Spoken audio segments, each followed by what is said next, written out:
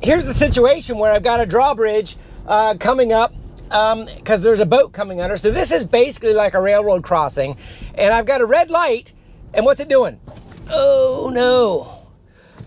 I let it go through the stop line. It was showing a red light, and it was going straight towards that crossbar, and you can even see the drawbridge coming up.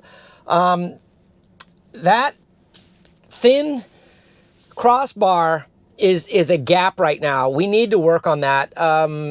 There was red lights in front of me that aren't even being rendered. I have nobody behind me, so I'm going to go ahead and go into reverse and kind of give it another shot just because I can in this situation without doing a whole U-turn. And I'll give it a little bit of a running start because I can. Okay. So I've got a mapped path straight ahead. I've got a mapped red light, and I've got a flashing yellow, even though there's a flashing, and it's going straight through it. Okay.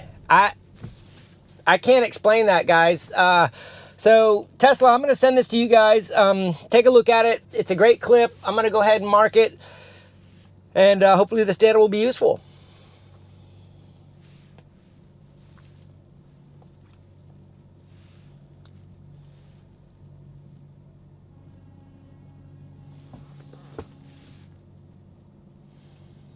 All right, the drawbridge is going down now. I just heard the horn. Because I don't have anything visualized in front of me, even though I have a crossbar and red lights, I'm just going to try a couple experiments here. If I engage right now, it proceeds. Okay, so it can't see that gate. Even though it's not being rendered, it can't see it.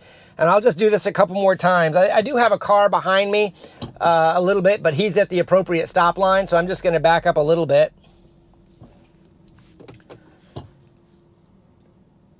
And we've got our route.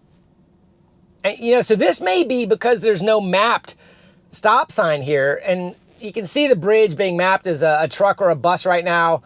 That's not quite correct. But if I'm going to just engage it again. Yeah, it just wants to go straight through it. I guess so this is a conversation about the occupancy network and drivable space.